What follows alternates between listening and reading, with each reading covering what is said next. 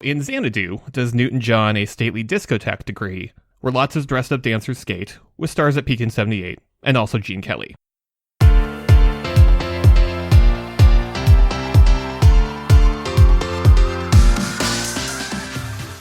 Hello and welcome to the Eurowhat, episode 306, dropping on August 4th, 2026. We are a pair of Americans trying to make sense of the Eurovision Song Contest. I'm Mike McComb, and I'm here with my co-host, Ben Smith. Hey, Ben.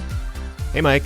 In this episode, we'll be talking about the 1980 roller disco classic, Xanadu. I feel like this is going to unclog a portion of my brain that just needed to be released for maybe the last 20 years. Oh, good. Yeah, no, this is right in the sweet spot alongside Eurovision of things I know too much about. Years and years ago at this point, I interned for Mental Floss magazine, and one of the pieces that got me the internship was about the terrible musicals of 1980.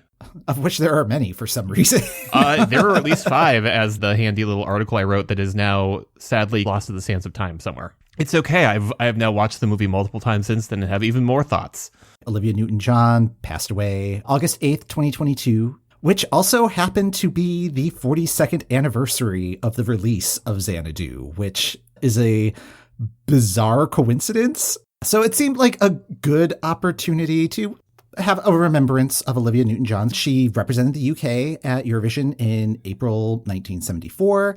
And this was 1 month after she won the Grammy for female country performance for the song Let Me Be There. So she was already a bona fide star at this point. She was not on the come up. She was up and still rising. She was also named Female Vocalist of the Year by the Country Music Association. She beat out Loretta Lynn, Dolly Parton, Tanya Tucker, Anne Murray, other big names in country music at that time. She was heading into her imperial period. She held the record for the shortest gap between #1 albums by a female artist for about 45 years. Taylor Swift broke that record in 2020. She was huge in the music scene. She starred in Grease in 1978, and that was the biggest hit at the box office that year. The soundtrack spent about a dozen weeks at the top of the Billboard 200, and her signature song from that movie, Hopelessly Devoted to You, was written by John Farrar and was nominated for an Oscar. Farrar, another Eurovision connection there. He had worked with Cliff Richard for his 1973 Eurovision entry. He produced Long Live Love, which was the song that Olivia competed with. And he was part of the band The Shadows that represented the UK in 1975. So he had a 3-year stint doing Eurovision stuff. He's also part of the production of Xanadu. I think most people remember from the soundtrack side of things that the Electric Light Orchestra, or ELO, were kind of the main draw. Yeah, I feel even just the promotional side is it's Olivia Newton-John. We love Olivia Newton-John. And it's ELO. I always forget how much of a career Olivia Newton-John had before Grease. Similarly, ELO had been around for a while as well. So Xanadu is just a weird confluence of things because, again, it's things I know too much about. And one of the things I know too much about is the Electric Light Orchestra. Thanks, second series of the revived Doctor Who. Mr. Blueside pops up in the soundtrack of an episode of the revival of Doctor Who. And that got me down a whole wormhole of going, oh, this is great. Oh, this is a full band. Oh, this is a full band that has 12 albums. Awesome. Yeah, the Electric Light Orchestra forms in the early 1970s. Their whole thing is they're going to mash up traditional rock music, so there's the electric, with a string section, so, a light orchestra. Over the course of the early and mid-70s, they get progressively more and more pop. Their early albums are very much, hello, here is a cello and a viola, but we're still making rock music. And after the original founder of the group, Roy Wood, moves on to do other stuff, Jeff Lynne, who is another member of the group, takes over as sort of the primary composer and vocalist and producer. And over the course of the late 70s, their albums are consistently in the top 5 on the Billboard 200 albums chart. A New World Record comes out in 1976. That's where Livin' Thing is from. Mr. Blue Sky and Turn to Stone are on Out of the Blue, which is a double album in 1977. That goes to number 4. In 1979, they release Discovery, which, funnily enough, is very disco. And that's where Don't Bring Me Down is from. They're doing really well, so it makes sense that somebody would reach out to Jeff Lynne and be hello, do you want to write a musical? Do you want to do this? They're getting progressively synthier and kind of dropping the actual orchestra side of things, and they continue to get even more and more synthy throughout the 80s. before they sort of go on hiatus at the end of the decade. Xanadu definitely kind of feels like the turning point on that. I kind of like their 80s stuff. Like, it's definitely very different from like their peak stuff, but like you can see like that they're sort of at that career apex in like around like 78, 79, whatever they're starting to discuss what Xanadu is going to become. I'm not entirely sure that when I hear the combo of Olivia Newton-John and Electrical Orchestra, I'm like, yes, that's a natural combo that goes together that I see working. Yeah. I mean, it's interesting from like an experimental standpoint. Like I think of the Lady Gaga, Tony Bennett collaboration. You wouldn't think that those two ingredients would go together, but hey, let's throw them together and see what happens. And that one worked out. This one sort of mixed less results. So, but yeah. I mean, we'll get to that. How would you describe Xanadu? What is the movie about? Okay, so I'm going to completely just rip off Samuel Taylor Coleridge for a second, just because the movie kind of does too. There's a weird scene where Olivia Newton-John is reciting the opening part of Kubla Khan, and where I'm just like, why is this movie named Xanadu? Mm-hmm. Why does this old poem have anything to do with this roller disco that's happening right now? In Xanadu, does Newton-John a stately discotheque degree, where lots of dressed-up dancers skate, with stars at Peak in 78, and also Gene Kelly. I did find one description, which is really more a description of one of the songs from the soundtrack, the song Magic. But it does kind of describe the movie as a whole, because Magic is kind of the thesis statement. This description comes from the United States Court of Appeals for the Ninth Circuit. And, What? Magic was an original song in the 1980 musical movie fantasy Xanadu.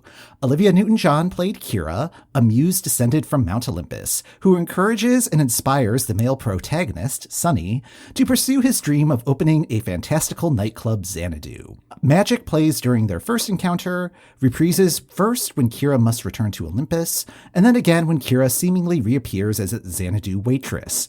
It is thus used as a vehicle of inspiration for pursuit of one's dreams and love. Sure. Yeah, like I guess. I don't feel like it's Sonny's dream to open a club. He wants to be a creative artist, but he can't. So he goes back to his previous day job where he just does blow-ups of album covers for promotional purposes. Yeah, like hand-painted blow-ups. One of my notes on like his job is that his job absolutely would not exist today. No. But yeah, it's like taking a album cover and then doing like a 10 times magnification of it so that it could get posted on the side of a record store. Yeah, so it can hang outside of Tower Records, a thing that no longer exists. That is the equivalent of me saying that I rented a video cassette tape from Blockbuster. Those words used to have meaning. At no point does he really indicate that he's interested in roller skating, roller disco, disco music. Like, really, his only connection with music is the album covers piece of it.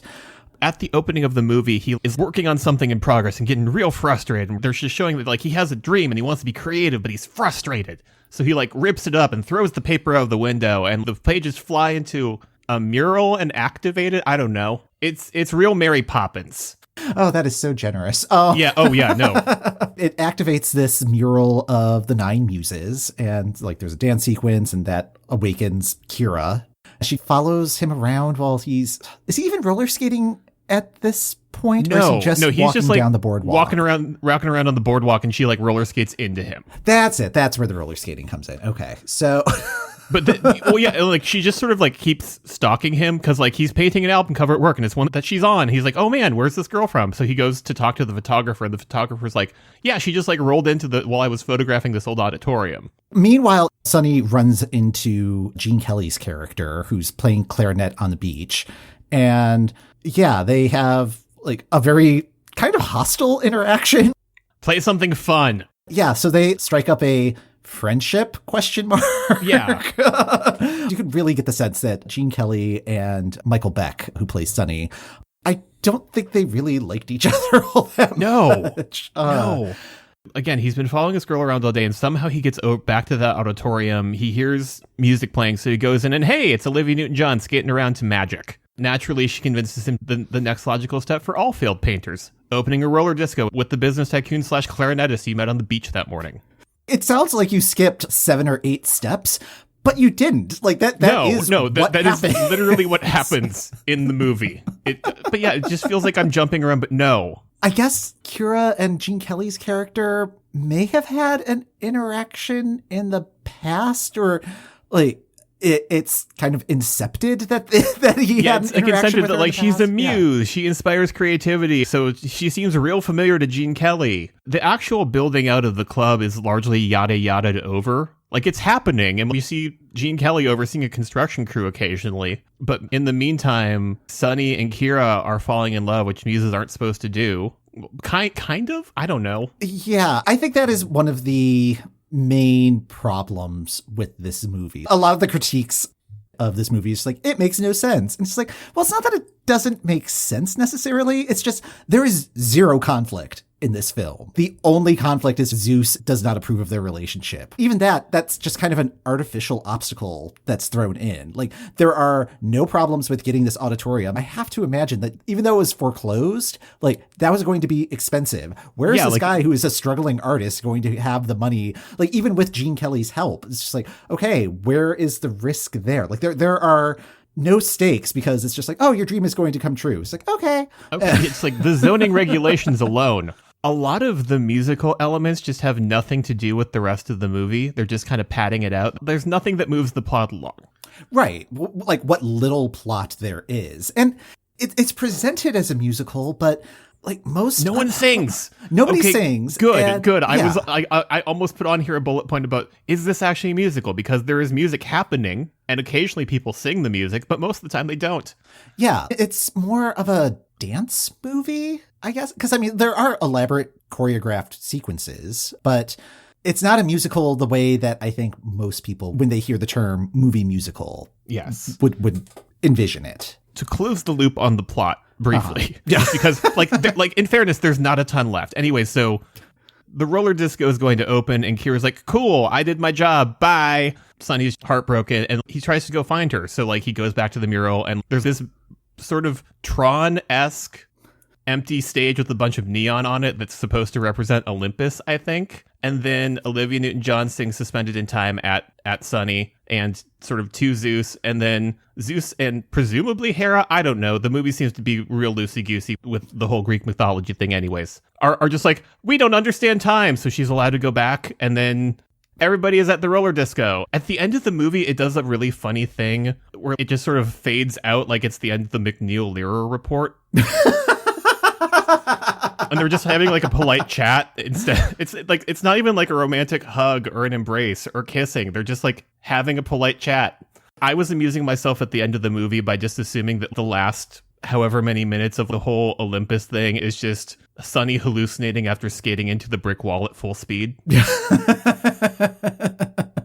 I mean, that would make a lot more sense. There's a couple of shots where they put the mural in like the context of the boardwalk, but then any other time you see the mural, it's extremely close up because it's not actually there. I mean, it really does feel like each person was kind of in their own movie, and then they had to stitch it all together and only had one day to film any scene where two or more characters had to be in the same shot. In rewatching the movie and then just doing some research and trying to find any sort of behind the scenes stuff on this, like that really sort of helped it click for me why this movie doesn't work. I sent you the same behind the scenes thing. When you watch that, nobody seems to know what's going on with the script or like what this is going to look like. Yeah, the interviewer of that asks Olivia, what is this movie about? And she does not give a coherent answer. No, she's like, it's about dreams. And like, I mean, kind of, Olivia. Yeah, and she said that she signed on based on a 20-page outline of the movie.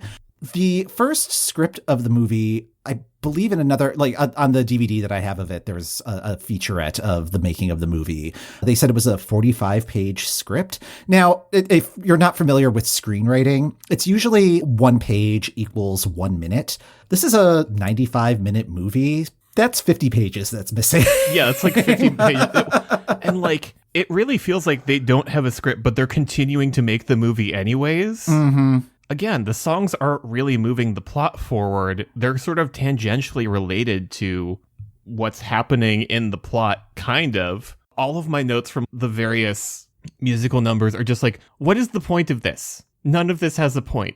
It feels like it's more of a collection of music videos. not necessarily good music videos, but this is around the birth of MTV, and music videos were a new medium at this point, but this movie was sort of stringing them together in a way. Yeah, it's very strange. So it's really weird. I was getting weirdly mad during the all over the world Gene Kelly makeover montage. The trying on hats montage. My main note there is just fashion show at lunch. Yep. This is also Gene Kelly's last on-screen role, and like they really had to beg him to do this movie. Yes. And he seems really mad about that. Part of the reason that he did the movie was because it was filming close to his house. Good enough reason as any, honestly. And which isn't quite at the level of contractual obligation that I normally expect from this sort of performance, but yeah, and it's weird because in the featurette, which features his widow, she mentions that he absolutely did not want to dance in this movie, but like he does a lot of dancing in this movie. They clearly convinced him, and like the last thing they filmed for the movie was him and Olivia Newton-John on like a really close set doing Whenever You're Away From Me. Mm-hmm. Yeah, I think it was him. It was the cameraman. It was Olivia. It was Kenny Ortega, which that guy. Yep. Yep. And I think like one other person, like probably the sound engineer or something. Like it was just like, these are the only 5 people. It will be a closed set. I will do the choreography. Get out of my way. Yes. And well, and like what's funny is that like Gene Kelly and Kenny Ortega apparently build a great friendship as choreographers based off of this. But yeah, it just feels like they were sort of filming this movie and trying to we'll figure it out in the editing room. It's like in the editing room, they're like, oh, this is kind of like Down to Earth. Yeah, I'm not familiar with that movie. Okay, so Down to Earth is the sequel to Heaven Can Wait, which Heaven Can Wait has also been remade a couple of different times. Anything where somebody dies before their time and gets sent down back to Earth, or where Down to Earth is sort of like, we've sent an angel to inspire creativity. So are we saying that Sonny is dead? Creatively. Yeah. That sort of gets thrown into the mix and we sort of have a plot, but yeah, it's just a bunch of things strung together. They did not have a lot in the editing room. Yeah, well, if you have a script that is half the length of a feature, one of the things that surprised me is one of the songs has an animated sequence that's done by Don Bluth and his production company. And I thought that was something that was thrown in because we really need to pad this out.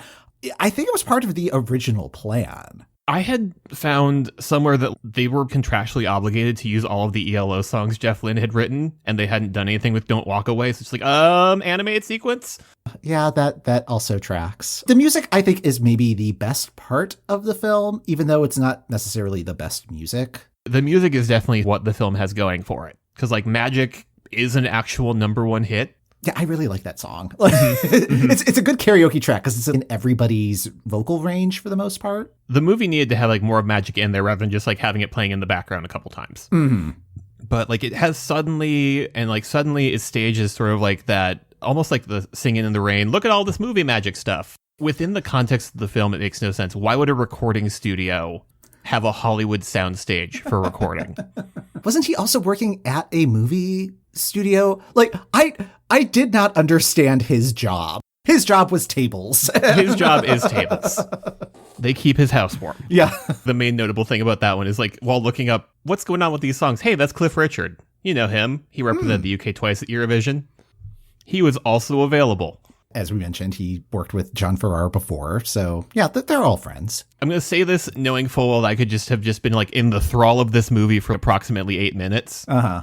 But like the song where it's Olivia Newton-John and the Tubes, where they're sort of mashing up the 40s and the 80s. In the context of the movie, it's moving the plot along. Both of these people are having a vision for what the club is going to be, and they realize they can put it together.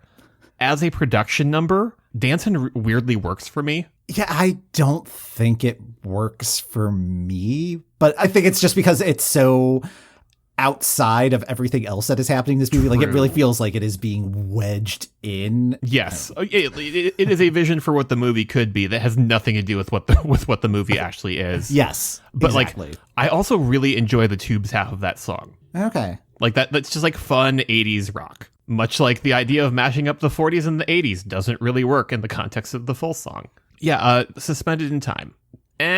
Which one is that? That's the one where it's filmed on the weird empty soundstage that I absolutely think was part of reshoots, where she's like singing to Zeus.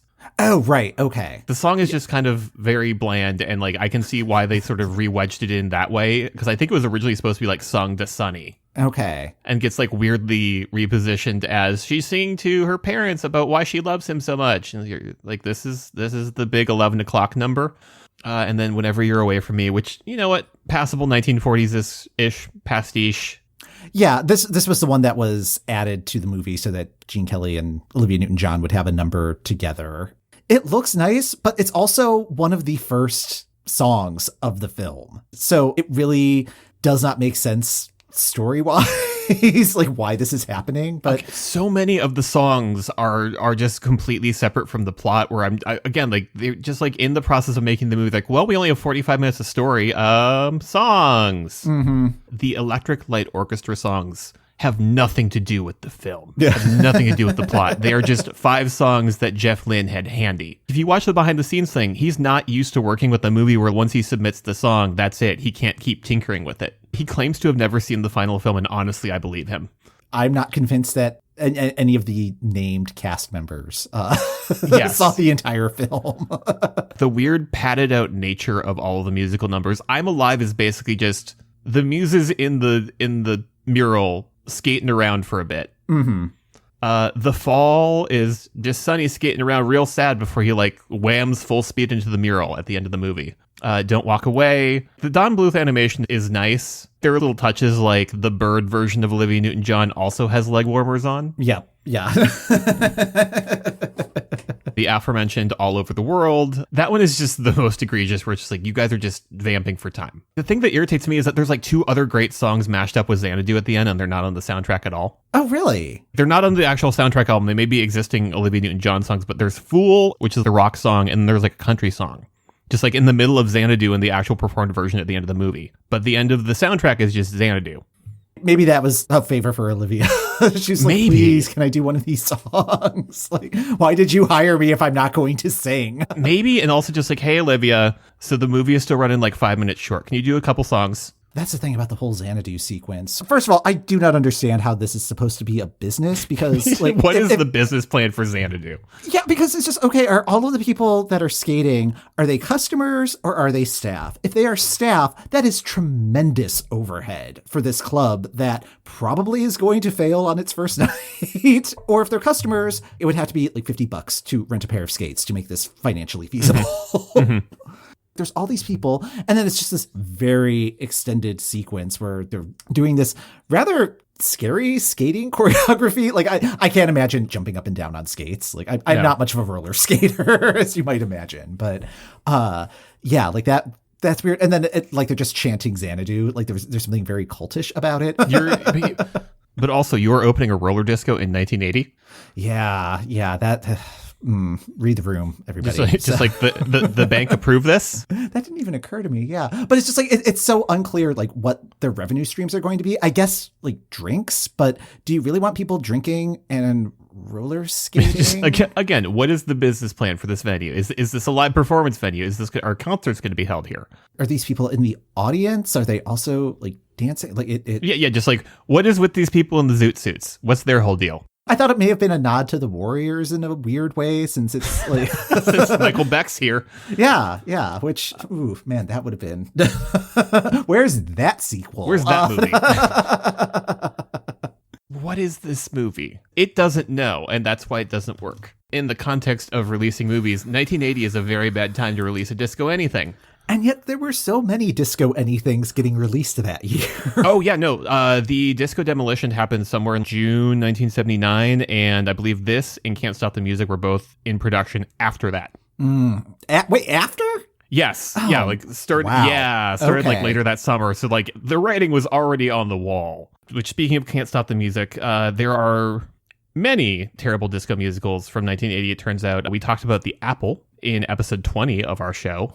So long ago. I know. So long ago. Were we ever so young? Which that one comes out in November of 1980. I thought for a long time that one came out in the spring of 1980 before Xanadu or Can't Stop the Music. But no, that one, and like that one's a canon film. So like they're going to like, however they released those, that was never gonna... They were never going to recoup the box office, is what you're saying. Yeah, and I don't think that was ever Canon Films' goal. They definitely wanted to make money, and they would just make things that were loud and brash and made real good trailers. But the summer of 1980, ultimately, it's the summer of The Empire Strikes Back. Like, if you look at the box office charts, it's always just at the top. We loved seeing that movie. In the middle of that, you have Can't Stop the Music comes out June 20th, 1980, which, in looking that up, apparently Olivia Newton-John was deciding between starring in Xanadu or being part of the ensemble of Can't Stop the Music. Wow. Yeah. Like, she's going to play the Valerie Perrin role in that, which, if you're not familiar with Can't Stop the Music, it's a biopic about the Village people that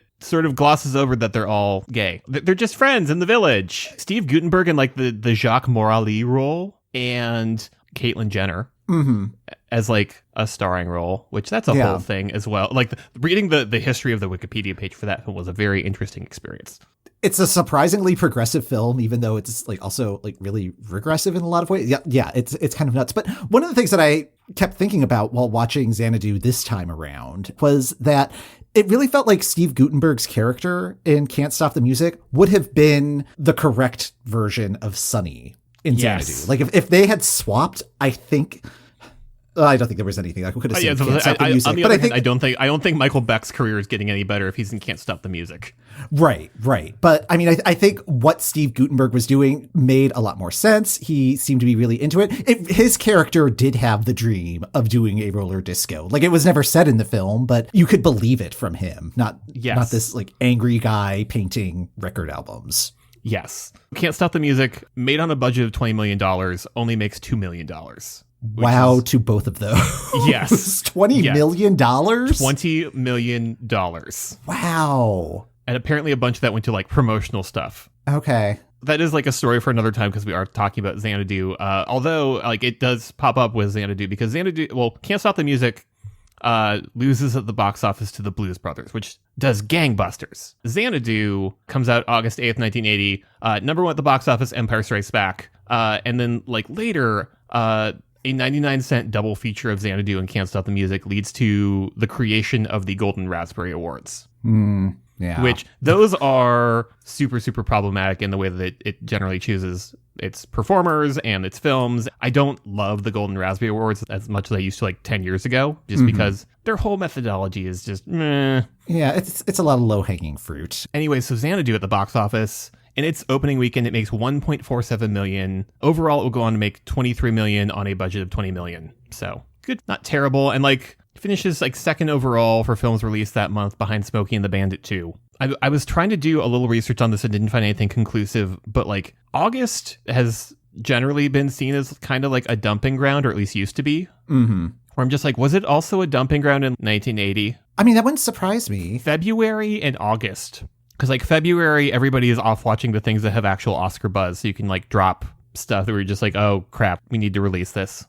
Yeah, I don't know if that was so much the case. I don't think there was necessarily the calendar aspect the way there is now with the Oscars. It feels like that was kind of more of a development with Miramax. I'm guessing if movie theaters didn't have air conditioning at that point, being trapped watching Xanadu in a room that's like over 80 degrees is probably not anybody's idea of a good time. In the aftermath of the movie, the career that seems most impacted is Michael Beck. He is never the lead in a movie again. The role is so underwritten. Like, there's nothing there.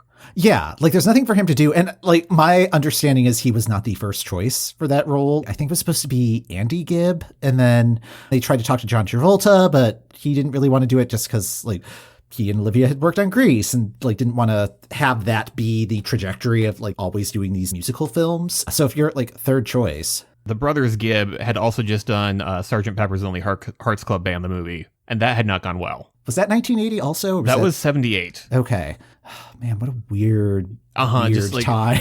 But like for a long time, just knowing that Andy Gibb had been in contention had made me wonder, did they start the animated sequence and they go, oh crap, Andy Gibb's not available. We need someone who looks like Andy Gibb. I don't think that's the case because like the animated sequence seems very much like we have one more song. Yeah. And I mean, they're thin guys with brown hair. Yeah. Pretty easy archetypes. Yeah. Just throw on some leg warmers, you'll be fine. Thinking about distinguishing characteristics of like the male lead of Xanadu. Brown hair. Mm-hmm. Yeah. Can roller skate. The soundtrack does well. It got to number 4 on the Billboard 200 chart. Musically, I think the film is fine. Not as a musical, but like the actual soundtrack of it. It's like, okay, that's fine. I listened through the album before we recorded today. It plays really weirdly as an album because it's like 2 sides. It is very much the Olivia side and the ELO side. It's not like arranged in order that things appear in the movie. If you were a fan of Olivia Newton-John and want to get her latest release, if you're a fan of ELO and want their latest release, it has been said that like the amount of people who purchase an album is often the reaction to a band's last album. So if both of them are having really good career moments, people are going to pick up that album even if they don't see the movie. Right, exactly. And I mean, like, Olivia Newton-John was in her imperial period at this point. Like, Magic did get to number 1 and it was up there for 4 weeks. Again, I think it's a really good song. And this was right before Physical and, yeah, like her early 80s career. She didn't seem harmed by this movie. No. Career-wise. Did she really do many movies after this? This might have turned her off from the acting side of things, but she had a musical career to fall back on, which she seemed to be doing fine. There was a stage musical adaptation of Xanadu that opened on Broadway in 2007, which was pretty positively received. Oh yeah, I've seen a local company do it. Oh really? Yeah, like it's a lot of fun. It goes a little bit meta, which is nice, and it pulls in a few extra Olivia Newton-John songs. Like, I'm pretty sure Have You Never Been Mellow gets thrown in there, and then like a couple other ELO songs like Evil Woman get added to the mix. It was nominated for Best Musical and Best Book. It did close in 2008. There was supposed to be another national tour in 2019. That one was canceled. There were pretty low sales, but it was supposed to feature Ginger Minj and Jinx Monsoon from RuPaul's Drag Race in the cast, which is like, oh, that sounds like fun. So, yeah, no, that would have been delightful. It's a weird legacy this film has. Do you recommend this film? I don't know if I do. I remember like a couple years ago, pre-pandemic, seeing this at like a midnight screening and going to this and just having a real bad time. I've thought about terrible 1980s musicals a lot, and I've had the ranking that this one had been at the top, and then The Apple, and then Can't Stop the Music. Rewatching that at like a midnight screening made me go, no, the music is good, but like it does nothing for the actual plot, and like the movie is just real baggy in the middle. Just the middle? I mean, it's baggy all over, but like there's sort of like an idea of plot things happening at the beginning, and at the end, yay, we built the community center, hooray. Yeah, as I mentioned, like there's no conflict in the movie, so it's really hard to just kind of wrap your arms around this movie. The performances, they're not singing performances. Like really the only major performances are the 40s, 80s hybrid number, which is not any of the principal cast. The Xanadu extended skating sequence number, which is like at this point you're just so baffled by the previous 75 minutes of the movie that you're just like, yeah, this just they're just like, sure, fine. Yeah, and then there was going to be one more, but I can't even think of what that would be, because it's just like none of the principal, like the only thing that the principals are doing. Suspended in Time. Olivia Newton-John sings Suspended in Time. Yeah, I think that one would have to be it, because you have the like trying on clothes montage, which you get to see Gene Kelly dance, but again, it's just a filler piece. And the dance with Gene Kelly and Olivia Newton-John, which is lovely to look at, but has really nothing to do with anything that's going on in the movie. Of these 3 movies that we have mentioned, I feel like either Can't Stop the Music or The Apple is more of a fun time.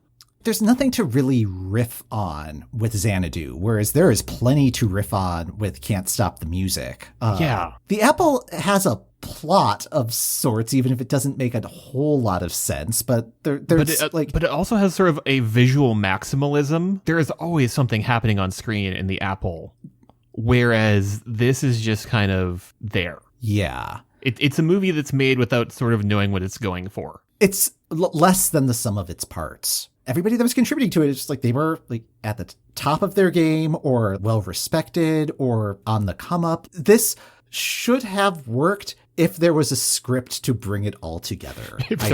Yes, you put all of these people who are experiencing success in the same room, but you didn't tell them what to do. I guess if you are going to watch this, have something else going Yeah, on, like I don't know, do just like play a crossword game puzzle on at your the same- phone. Yeah, exactly. Yeah, this is definitely background music, which really, instead of watching the movie, I guess listen to the soundtrack and you should be fine. Yeah. That's going to do it for this episode of the Eurowhat. Thanks for listening. The Eurowhat podcast is hosted by Mike McComb, that's me, and Ben Smith. That's me. You can find our full archive of episodes on our website at Eurowhat.com. If you'd like even more episodes, join our Patreon. There are dozens of bonus episodes available, including our coverage of Eurovision Asia. You can get to the Patreon through our website or by going to patreon.com/Eurowhat. Next time on the Eurowhat, we continue our 1980 disco boondoggle double feature with Can't Stop the Music.